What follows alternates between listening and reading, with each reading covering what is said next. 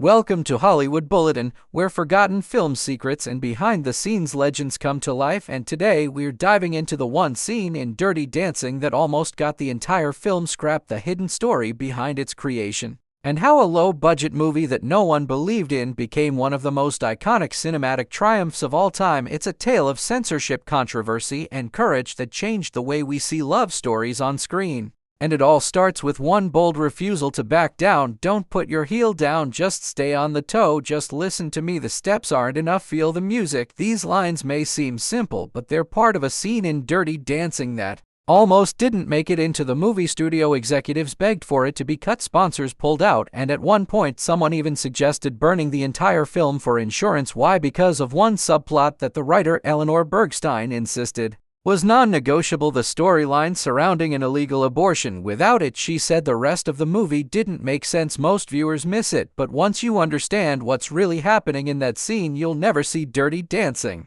the same way again. Eleanor Bergstein didn't just write Dirty Dancing. She lived it. Born in Brooklyn on April 17, 1938, Eleanor was the daughter of a Jewish doctor and grew up just like Baby Houseman, the younger daughter in a tight-knit family nicknamed Baby, until she was 22 and spending summers in the Catskills at Grossinger's Resort. While her parents played golf, Eleanor spent hours dancing. She became a mambo queen in her teens, often winning bottles of champagne for her parents. She taught at Arthur Murray Dance Studios and found herself drawn to the underground world of dance, especially the gritty, sensual vibe of Dirty Dancing. In basement parties with local kids, her parents allowed it as long as her grades stayed up. The dual life: good girl by day, passionate dancer by night, inspired Baby's story. But Dirty Dancing wasn't just a nostalgic memoir, it was also Bergstein's way of fighting back. In 1980, she wrote It's My Turn, a romantic drama that was supposed to include a sensual dance scene. The studio cut it, leaving only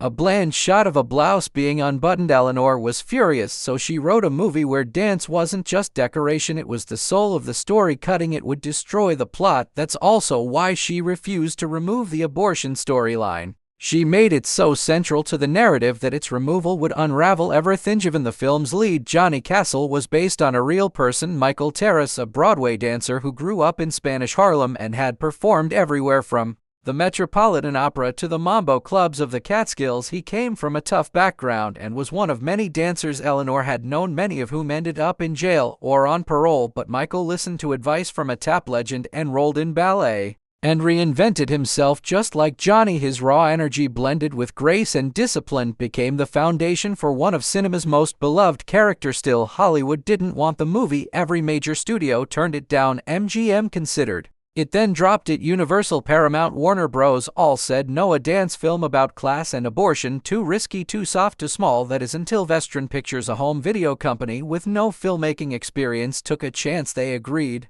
to produce Dirty Dancing with a budget slashed to just $5 million and a crew made up of mostly first-timers. The gamble paid off in ways no one saw coming. Casting was its own drama. Sarah Jessica Parker was a top choice, but it was Jennifer Grey's vulnerability during her audition, whispering "Wish me luck, Daddy" to her father, that won over the producers in 60 seconds. Patrick Swayze wasn't Jennifer's favorite. They'd clashed before, but he apologized during the screen test with tears in his eyes, and together they created unforgettable chemistry. Even if they couldn't stand each other off camera, their tension spilled into the performances, giving the romance a spark that felt entirely real. Production was brutal. Weather was either unbearably hot or painfully cold. The famous lake lift was shot in October in water so icy their lips turned blue. Summer had ended, so the crew spray-painted brown leaves green to fake the season. 10 extras fainted on set from heat. Paula Truman was hospitalized for dehydration. Swayze insisted on doing his own stunts, injuring his knee so badly during the log scene that doctors warned of surgery. Still, he powered through. Sponsors like Clarisil walked away once they learned of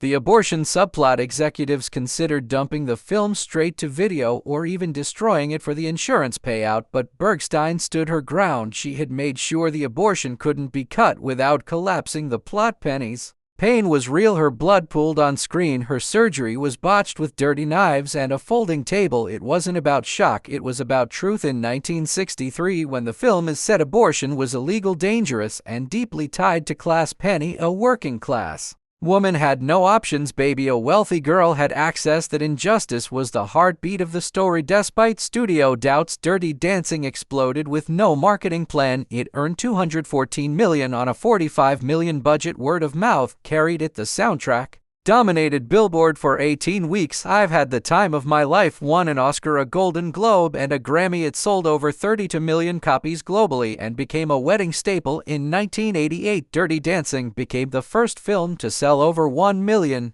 VHS tapes. It was the top rental of the year and continues to sell to this day. Its real power lies in what it stood for. It wasn't just a love story, it was a feminist statement, a film that centered on a young woman's choices, desire, and moral courage. Baby doesn't just fall in love, she grows up, stands up, and takes risks. She lies to protect a friend, she defies class expectations, she claims her own agency, and it showed audiences that stories about women could be serious, powerful, and commercially successful. Even now, Dirty Dancing shapes culture. The Library of Congress added it to the National Film Registry in 2024, honoring its impact on class, anti-Semitism, and women's rights. And while Hollywood reboots everything, the upcoming sequel won't recast Johnny Castle. Patrick Swayze's role is sacred. Instead, Jennifer Grey returns to Kellerman's in the 1990s with the story shaped by Johnny's absence. His memory will echo throughout, and this time they're working with Swayze's family to ensure he's honored the right way. That one small dance movie, once laughed out of studios and nearly buried for good, didn't just survive, it soared. It became a time capsule of rebellion, romance, and real-life stakes.